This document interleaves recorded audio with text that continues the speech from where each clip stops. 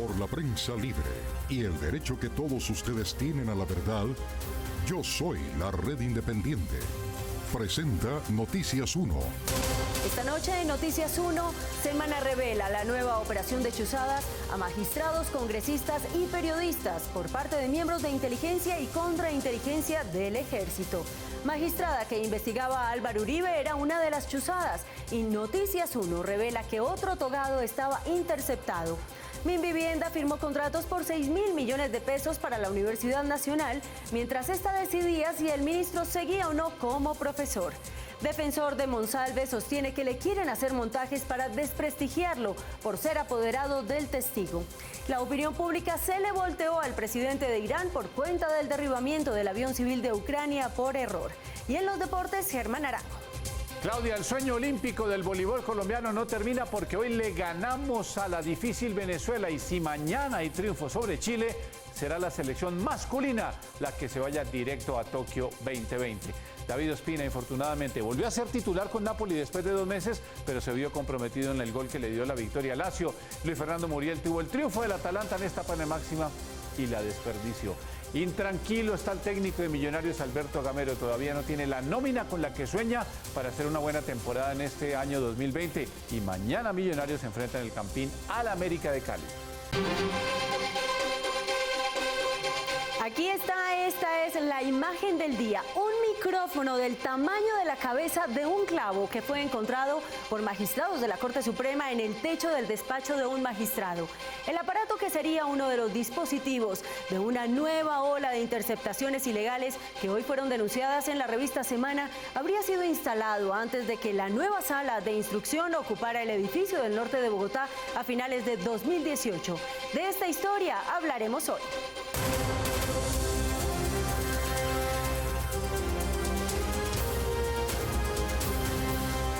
Desde los estudios de NTC.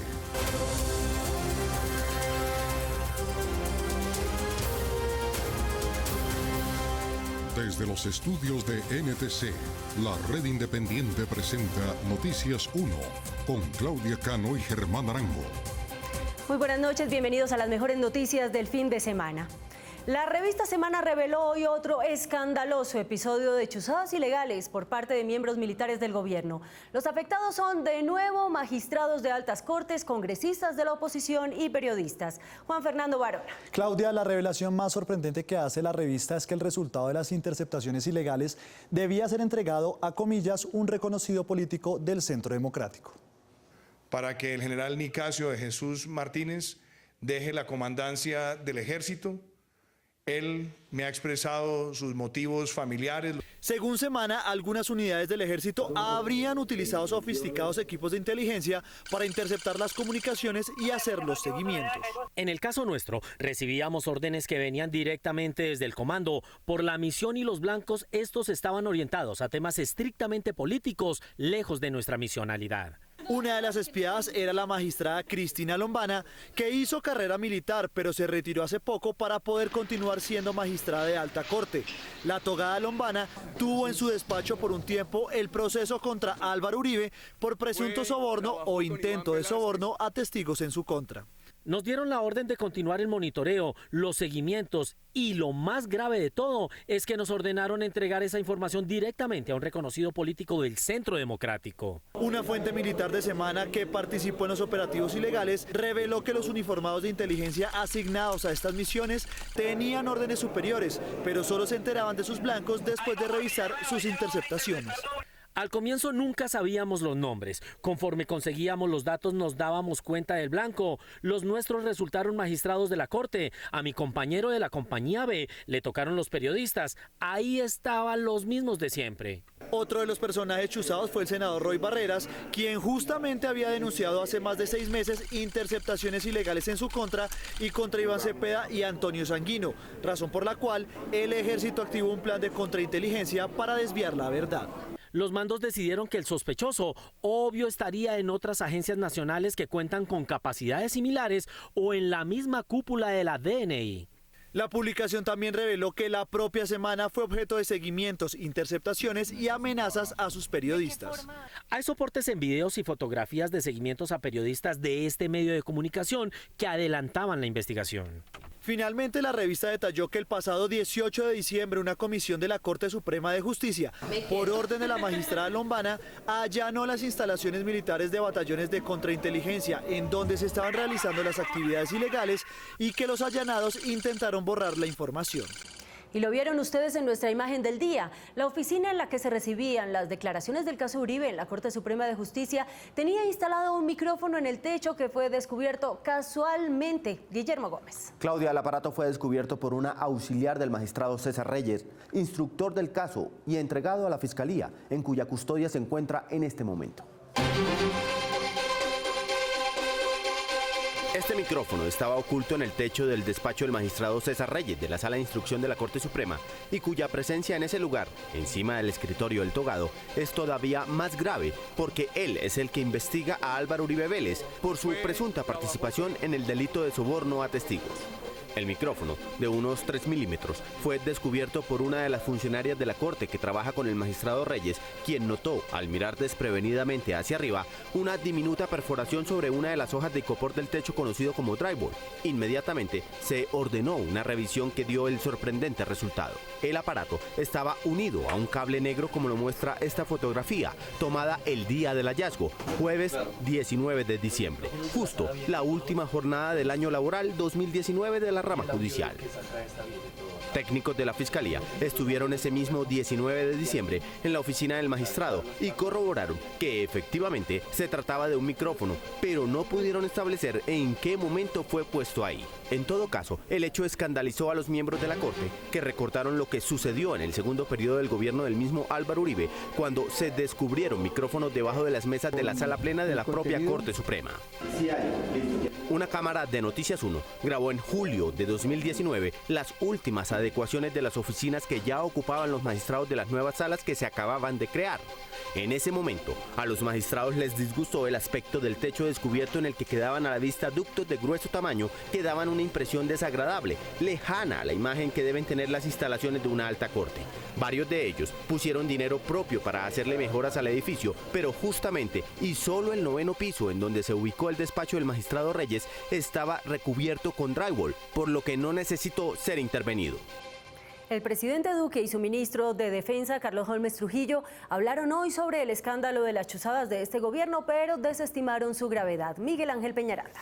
Claudia, el presidente se pronunció en Bojayá, en donde fue hoy, y el ministro de Trujillo en Pereira.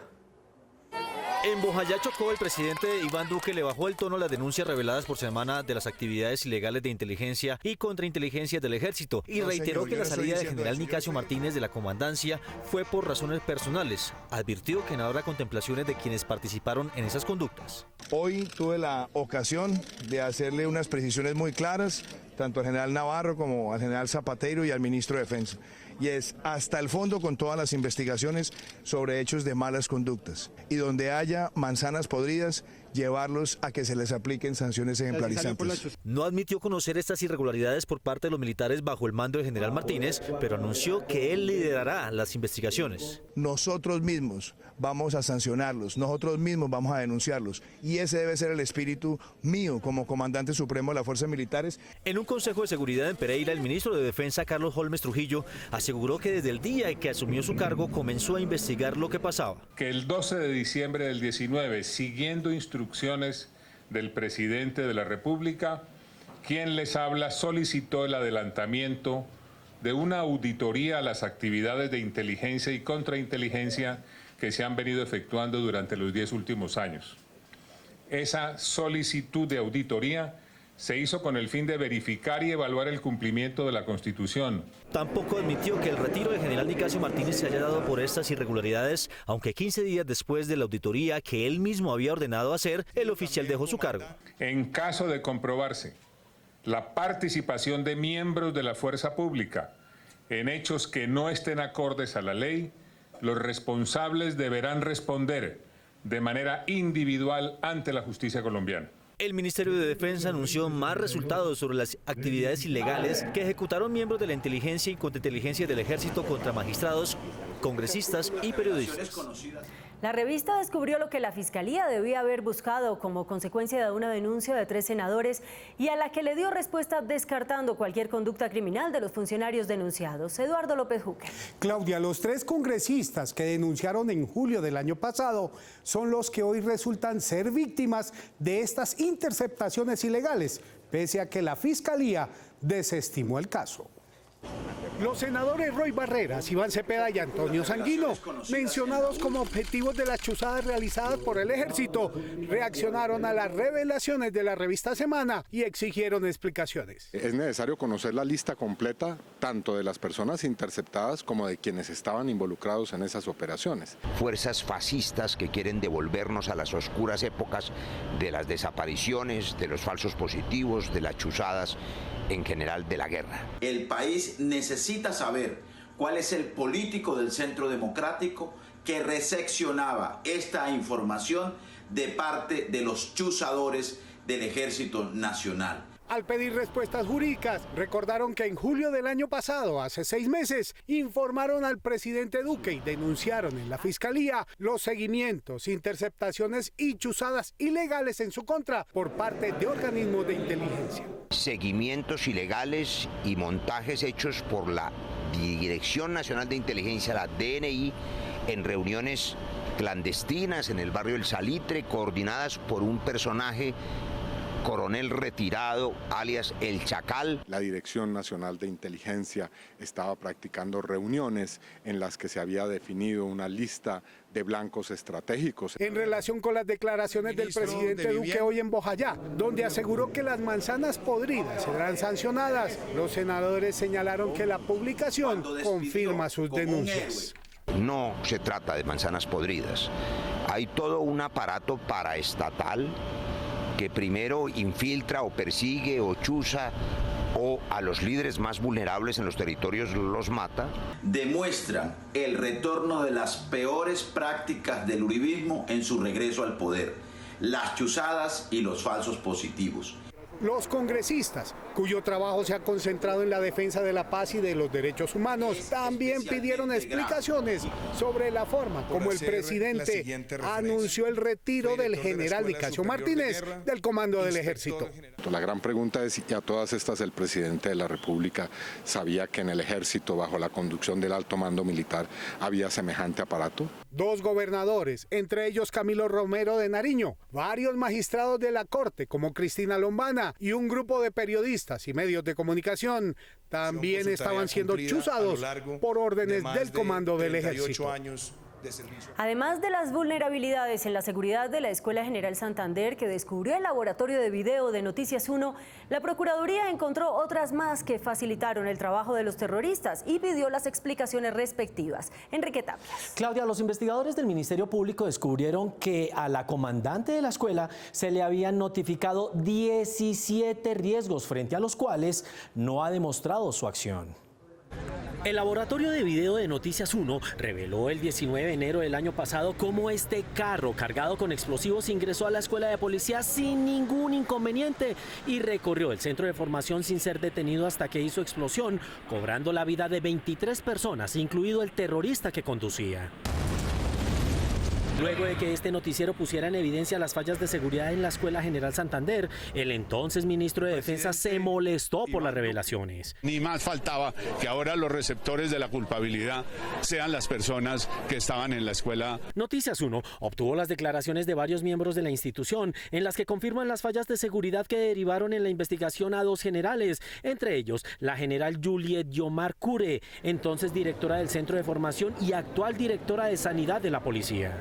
Así como el del capitán Olger Abdel González González, quienes aseguraron que la puerta del Halcón 14 estaba averiada y por lo pesada y grande se necesitaban entre 4 y 5 personas para moverla, por lo cual estaba abierta de día y se cerraba de noche. También se evidenció que un informe de inteligencia de la policía le había advertido a la general sobre inminentes problemas de seguridad en la escuela de policía. Carrobomba dentro de la General Santander. Se le remitió a la brigadier general Juliet Giomar Cure Parra mediante el oficio DIPOL del 19 de marzo de 2018, dándole a conocer que el estudio permitió identificar 17 riesgos a la escuela, entre ellos 7 clasificados como altos. Según los documentos en poder de la Procuraduría, durante la administración de la general, el presupuesto para la seguridad de la escuela fue aumentado. Respecto al presupuesto para la seguridad, puso en conocimiento de la dirección de la escuela, en cabeza de la brigadier general Juliet Giomar Cure Parra, tuvo un incremento de más de 600 millones de pesos entre las vigencias 2018 y 2019. Este documento de la Procuraduría revela que las fallas en esta puerta por donde entró el carro bomba ya se le habían informado a la general y sin embargo llevaba más de 2 años averiada. También se habían solicitado perros antiexplosivos para la entrada, pero los requerimientos ni fueron escuchados ni solucionados. Aunque el presidente Duque asegura que se ha reducido el número de líderes muertos en los 11 días de este año, han sido asesinados 15. Entre ayer y hoy fueron 4. Patricia Uribe. Mabel, se trata de un dirigente campesino de Algeciras, Huila, un líder de sustitución de cultivos de Caloto, Cauca, y su hijo, otro líder anticoca en Chiriguaná, Cesar. En menos de 48 horas fueron asesinados 3 líderes sociales y el hijo de uno de ellos. Precisamente cuando el presidente dijo este miércoles que las muertes violentas contra ellos se redujeron en un 25% en 2019. Hoy en Algeciras, Huila, fue asesinado John Freddy Álvarez, presidente de la Asociación de Trabajadores Campesinos y fundador de Marcha Patriótica en el municipio. Las primeras versiones señalan que Freddy se encontraba en su casa en el barrio Juan 23, cuando ingresaron 2 hombres que le dispararon varias veces, causándole la muerte. Igual suerte corrieron Amparo Guejía Mestizo y su hijo Juan Pablo Dicue, de la comunidad indígena Nasa, este viernes a las 10 de la noche en el sitio Buitrera en Caloto, Cauca. Al parecer fue realizado por arma de fuego y no tenemos más informaciones. Los indígenas aseguraron que aunque en la región actúa la disidencia de las FARC, Dagoberto Ramos, aún no tienen certeza de quiénes los mataron. Esperamos las investigaciones por las autoridades competentes. Ellos serán los responsables en que nos dirán las acciones como fueron. Amparo Guejía venía luchando por la defensa del territorio y se oponía a la no sustitución de cultivos ilícitos. Repudiamos porque es acto de violencia que nos toca al movimiento y que tenemos que estar muy a la expectativa de que pueda seguir ocurriendo más adelante. La muerte de los 2 indígenas se dio luego que el jueves también Duque activara en Popayán el Comando Específico del Cauca para combatir el narcotráfico y grupos ilegales. El gobierno Duque de que los asesinatos han bajado, pues para nosotros no han bajado, siguen habiendo, solo que los medios de comunicaciones masivas no reportan. Ayer también fue asesinado en Chiriguaná César Henry Cuello, líder comunal de Rincón Hondo. El campesino, como en otros casos, fue asesinado cuando llegaba a su casa. Varios hombres lo abordaron y le dispararon. En solo 11 días de enero de 2020 han sido asesinados 15 líderes sociales. Mientras el Departamento de Ciencias Económicas de la Universidad Nacional estudiaba la continuidad como profesor del actual ministro de Vivienda, a quien la Universidad de Tilburg investiga por posible plagio, el ministerio le dio 6.000 millones de pesos en contratos. Juliana Ramírez. Claudia, 3 de quienes tenían que votar no lo hicieron, otros 2 votaron negativamente y con 3 de 8 votos logró su aprobación por mayoría.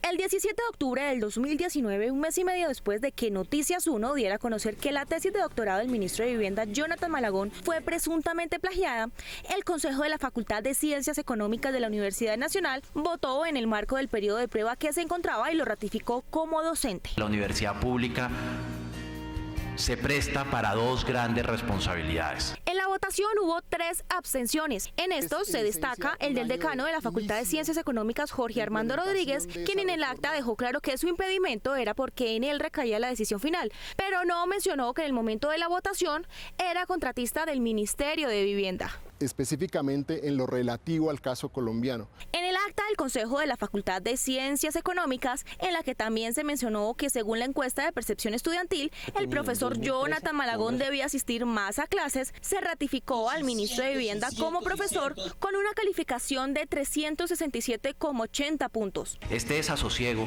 se convierte en pesimismo cuando se trata de lo público. Noticias 1 tuvo acceso al menos a 6 convenios interadministrativos que firmó la Universidad Nacional con el Ministerio de Vivienda en los últimos 3 meses de 2019 por más de 6.000 millones de pesos, justo cuando se estaba decidiendo la permanencia del ministro en la institución. En total, en todo el año pasado, la universidad y el ministerio dirigido por Malagón tuvieron 9 contratos. Sin embargo, según la página del Ministerio de Vivienda, en 2018 solo se logró un contrato de este tipo entre las entidades.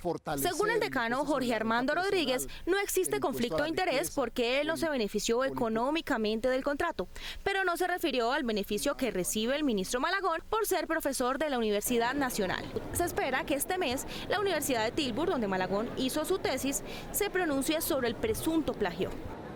El defensor de Juan Guillermo Monsalve, el testigo estrella del caso por fraude procesal y soborno a testigos que lleva la Corte contra Álvaro Uribe, dice que el allanamiento a la celda de él tenía como propósito lograr el desprestigio de su testimonio.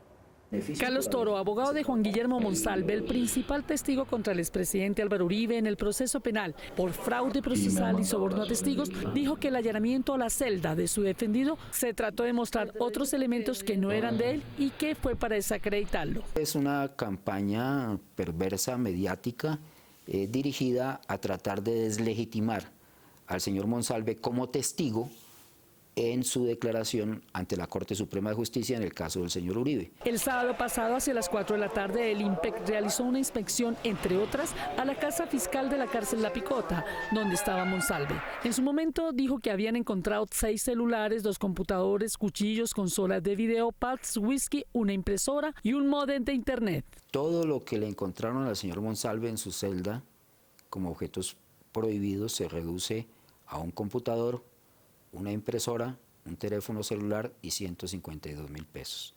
El resto es exageración mediática. Dijo que algunos de los elementos que no estaban autorizados por el IMPEC en la solicitud que hizo Monsalve en abril de 2018 deberá responder disciplinariamente. Comporta una sanción de tipo disciplinario, pero nada tiene que ver con el proceso penal donde él funge como testigo. Desmintió además que Juan Monsalve usara desde su celda el computador, el celular o pagara sumas de dinero para desprestigiar al expresidente Uribe. Absolutamente falso. En ese computador no encontrarán nada que comprometa las actividades del señor Monsalve.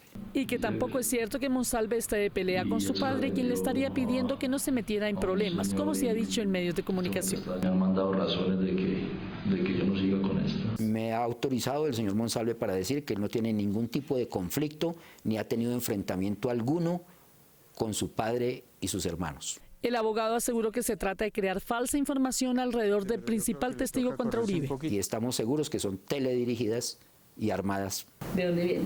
La respuesta es obvia. ¿Del uribismo? Necesariamente. Toro denunció además que sabe que existe un plan para entramparlo y desprestigiarlo y así descalificar la defensa de Monsalve. La alcaldesa de Bogotá, Claudia López, removió los perros que la anterior administración había dispuesto en las estaciones de Transmilenio para disuadir a los colados. Víctor Ballestas. Claudia, según la alcaldesa, no está bien que los animales le enseñen a los humanos cómo deben comportarse y lo que hacen falta son estrategias para afrontar el problema. El 11 de febrero retiramos los 108 perros de vigilancia y anticolados que hay en el sistema. Como lo había advertido en campaña, la alcaldesa de Bogotá, Claudia López, aseguró hoy que oficialmente los perros de disuasión y vigilancia que se implementaron en la pasada administración en Transmilenio no estarán más en el sistema. Según la mandataria, la estrategia anticolados, que desde el principio fue difundida como pedagógica, claramente expone la salud de los animales. A mí me dolería el alma ver a mi Lucky chupando humo en una estación de Transmilenio para tener que ponerle un perro, un animal, a que le enseña a un ser humano que no se debe colar. ¿De verdad? ¿A ese nivel vamos? Varios casos de anomalías en la tenencia y cuidados de los caninos habían sido advertidos por animalistas que hoy celebran la decisión como un primer paso importante para acabar la violencia animal en Bogotá. Se van a jubilar, van a poder disfrutar por fin de una vida plena, tranquila, en un hogar que los ame, que los respete, que claramente garantice las condiciones que ellos requieren. Los animales que son usados en esta actividad son explotados desde el momento en que son criados hasta la muerte. Esta medida debe continuar. Hay que ir desmontando progresivamente el uso de perros en actividades de seguridad y vigilancia, reemplazándolos por tecnología. Es importante que las entidades del distrito den ejemplo, incluido el Consejo de Bogotá. El anuncio se dio en medio de la entrega de 99 buses troncales a gas, 60 biarticulados y 39 articulados que entrarán a operar en el sistema Transmilenio como parte de la renovación de la flota de las fases 1 y 2 del sistema. Los asociados a la plataforma Uber saldrán a las calles el próximo 21 de enero para protestar contra la decisión de la Superintendencia de Industria y Comercio que declaró ilegal su operación. Iván Serrano. Claudia, los voceros de la aplicación sostienen que la decisión violó la Carta Interamericana de Derechos, que habla de la neutralidad y el libre acceso a Internet. Esta madrugada en la carrera 30 en Bogotá iniciaron las concentraciones y protestas de conductores de vehículos particulares que prestan su servicio a través de la plataforma Uber. Después de esta primera jornada, los conductores piden la reglamentación inmediata del servicio o se irán a paro el próximo 21 de enero. Nos vamos a ver obligados a el 21 de enero entrar en paro absolutamente todos los conductores que tienen este modo de trabajo. En la tarde de ayer y a través de sus redes, Uber anunció que se retiraría del país y que prestará su servicio hasta el próximo 1 de febrero. En un cuestionario respondido a Noticias 1, voceros de Uber aseguraron que el fallo de la Superintendencia de Industria y Comercio va en contra de la Convención Interamericana de Derechos Humanos por violar la neutralidad en la red y el libre acceso a Internet. Este fallo sienta un precedente de incertidumbre e inseguridad jurídica para operar todos los nuevos modelos de negocios tecnológicos en Colombia. El representante Mauricio Toro calificó como desacertada la decisión de irse del país por la afectación a las familias que dependen de la plataforma y a sus usuarios e hizo un llamado para que la reglamentación de esta y otras plataformas de transporte salgan adelante. El camino aquí es reglamentar, regular, no prohibir. No podemos avanzar en un camino errado de la prohibición. Por eso hago un llamado al Gobierno Nacional, a las bancadas del Congreso de la República, a que apoyen el proyecto de ley 292. El Tribunal Superior de Bogotá decidirá si deja en firme la decisión de la SIC en contra de Uber. Los robots resultaron más eficaces reemplazando a los jefes que a los obreros, lo que indican los indicadores. En el estudio de la firma Oracle sobre la convivencia entre robots y humanos, el 89% de los hindúes dijo confiar más en el computador que en el jefe, así como el 83% de los singapurenses, el 78% de los brasileños y el 76% de los japoneses. Esto indica que los jefes serán reemplazados por robots antes que los obreros. Esto es lo que indican los indicadores. Y el alcalde de Cali anunció que también encontró 2 micrófonos. Nuestra corresponsal Corelina Rodríguez en Cali habló con él. Y si fuera usted, ¿quién cree que puede estar detrás de él? No tengo idea. Creo que estamos en un momento de la humanidad donde todos estamos chuzados. Y por tanto todos estamos permanentemente siendo escuchados por algún órgano de inteligencia. O nos escuchan por nuestras redes sociales, o por nuestro celular, o por nuestro teléfono fijo, o por nuestro computador. Y la recomendación a todo el mundo, tenga mucho cuidado, porque todos estamos escuchados, se perdió la privacidad. Pero también uno demandaría que los principales órganos del Estado que tienen esta tecnología deben de estar hiperregulados, de tal manera de que no adelanten este tipo de situaciones si no se tiene una orden judicial o que pueden atentar con el desarrollo y la privacidad de una gestión. Eso no me parece apropiado. Debe saberse si estaban desde el alcalde anterior o me los pusieron recientemente a mí, pero un hecho casual los ha identificado hoy y lo denunciamos porque no nos podemos quedar con este tipo de irregularidades engavetadas. Alcalde, buenas noches, gracias por estar acá en Noticias 1. Ya escucharon ustedes, Claudia, televidente, las declaraciones del alcalde de Cali, Jorge Iván Ospina. Esta es toda la información desde la capital del Valle. Carolina Rodríguez, Noticias 1, la red independiente. Carolina, muchas gracias. Y aunque en medio de la manifestación por la muerte del general Soleimani, el primer ministro iraní dijo que el pueblo era su arma contra Estados Unidos, hoy su pueblo otra vez en las calles le grita asesino. Después de que Irán negara durante 2 días la responsabilidad por el derribamiento de un avión comercial de la aerolínea Ukrainian Airlines con 176 pasajeros, hoy las Fuerzas Armadas iraníes reconocieron que su ejército fue el que atacó la aeronave minutos después de despegar del aeropuerto internacional Imam Khomeini con destino a Kiev. El presidente de Irán, Hassan Rouhani, calificó el derribo como una gran tragedia y un error imperdonable, aunque ayer afirmaba que las causas del siniestro habían sido fallas mecánicas de la aeronave, negando que sus fusiles pudieran alcanzar el avión, pese a que países como Estados Unidos y Canadá aseguraban que la aeronave fue derribada por un cohete tierra-aire. El presidente de Ucrania, Volodymyr Zelensky, espera una disculpa oficial, una compensación y garantías de que la investigación sea abierta y lleve a los responsables de esta tragedia ante la justicia y devuelva pronto los cuerpos. Mientras tanto, en Irán, luego de reconocer la responsabilidad de los hechos, miles de personas salieron a las calles de la capital, en su mayoría jóvenes, para pedir la renuncia de su líder supremo, Ali Khamenei. Consignas como asesino y renuncie dictador también se escucharon en Mashhad y otras ciudades del norte del país. Otro grupo de manifestantes se reunió frente a la Universidad Amir Kabir en el centro de Teherán para expresar su solidaridad con las familias de las víctimas del avión derribado. La era digital desvela a muchos. Entre sus productos estrellas hay decenas de aparatos que sirven para conciliar el sueño, la tecnología al alcance de sus manos.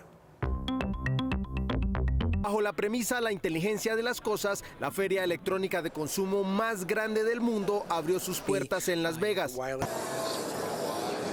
Robots, automóviles, celulares y cientos de creaciones que saldrán al mercado en los próximos días sorprenden por sus avances tecnológicos, pero sobre todo por la facilidad y la calidad que le dará a la vida de quienes las adquieran. Es el caso de la tecnología para el sueño, pensado para quienes no lo pueden conciliar o sufren de trastornos que no les permiten dormir. Esta cama inteligente se llevó un reconocimiento en esta feria, pues analiza los ciclos de sueño de su usuario para equilibrar la temperatura y dar condiciones ideales para dormir, modificando hasta 12 grados de enfriamiento y hasta 100 grados de calor. Almohadas con movimiento que mientras el comprador duerme, utiliza la ciencia basada en el sueño, analizando la posición de la cabeza y los patrones de respiración mientras descansa, ajustándola con movimientos de manera que mejore el flujo del aire por la nariz y desaparezcan los ronquidos. Balacas con sensores que crean bandas sonoras personalizadas para el usuario, combinando voz y paisajes sonoros que responden al estado psicológico de cada persona. Y esta pequeña torre que ayuda a dormir de forma placentera y a despertar de forma natural. Una combinación de luces, sonido de sueño y un reloj LED que crea rutinas de sueño personalizadas. En Noticias 1 estamos felices porque nuestra vaca no para de crecer y continúa sumando más miembros de la red independiente. Nuestro siguiente propósito con la ayuda de ustedes, nuestros televidentes, en este 2020 es sumar más miembros de Yo Soy la Red Independiente, que apoyan y creen en la prensa libre y la información imparcial. Estamos celebrando un nuevo año y queremos que ustedes en 2020 hagan parte de esta familia. A ustedes, gracias por elegir la independencia. El dirigente una de las juventudes uribistas que hace un año habría pedido la creación de una Gestapo que, como policía política al estilo de Hitler, hiciera lo suyo con la oposición, es el nuevo personero y guardián de los derechos ciudadanos en el municipio de Copper, Boyacá. Carlos Ernesto Fajardo fue elegido como nuevo personero del municipio de Copper, Boyacá. Fajardo, como representante del Ministerio Público, tendrá como misión velar por el cumplimiento de la Constitución y ser garante de los derechos humanos de sus habitantes. Pero Fajardo, quien recién se estrena como defensor de los derechos de los copereños, tiene una amplia trayectoria en otras lides, tal y como ha sido registrado por medios regionales y nacionales. Fajardo, quien fungía como miembro de la Juventud del Centro Democrático en Boyacá, fue detenido hace 2 años por porte ilegal de armas. 3 meses después, Fajardo llegó de nuevo a los titulares cuando la periodista Clemencia Torres denunció haber sido víctima de amenazas de un grupo en redes conocido como los Espartanos, del cual provenía un audio atribuido a Fajardo en el que se pedía la creación de una Gestapo para callar a la oposición. La Gestapo fue la policía política nazi involucrada en el asesinato de millones de personas durante la Alemania de Hitler. Hay que iniciar con la lista negra y dar cumplimiento al planteamiento de la solución final. Hay que crear una especie de SS o de Gestapo para empezar a exterminar a todos esos triple hijueputas. En ese momento, Noticias 1 consultó al joven uribista, quien negó que esa fuera su voz. No señora, esa no es mi voz. En su cuenta de Facebook, Fajardo, quien se muestra particularmente orgulloso de lo que de él no se sabe: somos esclavos de lo que decimos, pero amos y señores de lo que callamos. Anunció que ejercerá su nuevo rol de garante de los derechos humanos con Biblia en mano. Juré primero ante la Biblia, ley divina del Todopoderoso, Señor Yahvé, y ante la Constitución, ley de los hombres, servir a mi pueblo y su comunidad, respetando las escrituras sagradas. En la grabación de un juicio quedó la voz del juez pidiéndole al defensor que le pida a su cliente que se declare culpable o que lo clavan con una sentencia. Los testigos declararon sobre su inocencia, pero el juez lo sentenció tal como lo había anunciado. ¿Qué tal esto? Vidal de Jesús Cardona es defensor público y por asignación asumió el proceso contra José Albeiro Agudelo, quien resultó condenado en primera instancia a 20 años de prisión, a pesar de que la víctima de la tentativa de homicidio explicó en juicio por qué inicialmente señaló a Agudelo como responsable y después se retractó.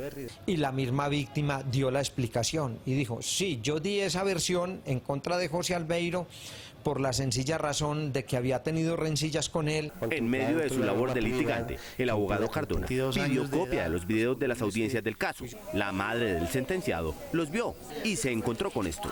Ya listo, hermano. Oiga, ¿usted por qué no pone a sentar al muchacho Carlos? ¿Fue capturado un sí o no? Bueno, debió haberlo puesto a sentar Carlos, porque eso está complicado ahí, mucha prueba. Eso está complicado, pero él se resiste. Bueno, entonces vámonos para juicio y le metemos un canazo en el puta. Yo le dije al doctor Vidal que ahí él había salido en el audio, que se me lo colocaba en la apelación, y él me dijo que él no hacía eso, que porque eso se lo había dicho el juez a él. Proceso. La explicación del abogado dejó turuleta a la madre. Esa manifestación que hizo el juez la hizo por fuera de contexto de la audiencia. Ya había terminado la audiencia y por un error o una circunstancia quedó prendido el micrófono. Debió haberlo puesto a sentar Carlos, porque eso está complicado ahí, mucha prueba. Eso está complicado, pero él se resiste. Bueno, entonces vámonos para juicio y le metemos un canazo en el puta. El defensor reforzó su justificación. Y él, después de terminada la audiencia, me habló de una manera jocosa, me habló de una manera confianzuda y en virtud de una amistad de 20 años atrás. Yo le dije: doctor, pero quedó. Es algo que quedó, así haya sido en son de confianza, de amistad. Y él me dijo que no, que más bien se retiraba del caso. Y pues como él era el que conocía el caso de mi hijo, yo dejé que terminara el proceso. El juez Betancourt le dijo a Noticias 1 vía mensaje de audio que él le hizo esa manifestación al abogado porque era lo mejor para el acusado, para que se beneficiara con la mitad de la pena, es decir, 10 años de prisión, y que ese tipo de diálogos son muy comunes, sobre todo en Manizales. Si fue un chiste, lo ratificó con la condena que le dio a mi hijo de 20 años, porque muy clarito en el video dice: vámonos para juicio y le metemos un canazo bien hijo de puta. Y así fue la condena. Bueno, entonces vámonos para juicio y le metemos un canazo bien hijo de puta. La madre fue hasta donde los magistrados que disciplinan a jueces a quejarse de la actitud del juez Néstor Jairo Betancourt. Noticias 1 la acompañó a que averiguara el resultado de la denuncia que ella radicó. Bueno, en este momento acabo de averiguar, me dijeron que el juez fue sancionado con 1 mes O sea, 20 años de mi hijo contra un mes no más. El suceso fracturó la amistad entre el juez y el abogado litigante. Porque él de una manera inadecuada me increpó y me culpó. Mejor dicho, me dio a entender que yo le había pasado ese CD a la señora Lina y que era el que había propiciado toda esa circunstancia. Los 4 testigos del hecho declararon en juicio a favor del condenado, pero el juez no les creyó, según el expediente. En criterio de este juzgador están amenazados, coaccionados por fuerzas extrañas, las cuales el despacho no pudo identificar. Y el juez lo condenó simplemente por condenarlo porque no quiso mi hijo aceptar cargos. ¿Usted por qué no pone a aceptar el muchacho Carlos? El fallo del juez Betancourt fue ratificado en segunda instancia. El hijo de Lina ya ha pagado 5 años de prisión y hace 2 años fue trasladado a la cárcel de Puerto Triunfo, Antioquia, lejos de Manizales, donde vive su mamá. El más premiado de los directores españoles escogió una obra de la violencia colombiana para su nueva película. Esta y otras historias del arte y el espectáculo en Punto Final. La fiesta de la cultura arriera es el tema central de la Feria de Manizales. Exposición del carriel y de chapoleras, muestras de carga y descargue de mulas, entre otros espectáculos, están incluidos en la programación que durante el certamen ferial se tiene en fondas y arrierías.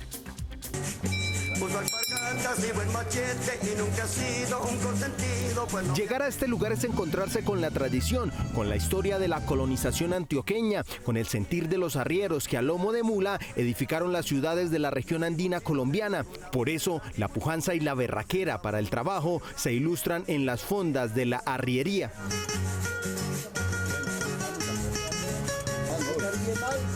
Y es que han pasado muchos años donde el café y los alimentos se terciaban a lomo de mula y era todo un ritual, la enjalma. Acá lo que se busca es resaltar la parte cultural. Le mostramos a las personas qué es el cargue de una mula, qué es el descargue, cuál es la costumbre del arriero, qué significan los colores que visten los arrieros, cuál es su tradición. Donde las recuas de mulas trasegaban los caminos de Caldas. Por eso, más que paisas, es la región andina de los arrieros. Recordemos que primero fueron los caminos, segundo las mulas y tercero los pueblos. Todo fue llegando pues fueron creciendo los pueblos a medida de los arrieros. Los elementos propios de las viviendas que sirven para decorar esas fondas son los que transportan al visitante a esa época de la colonización.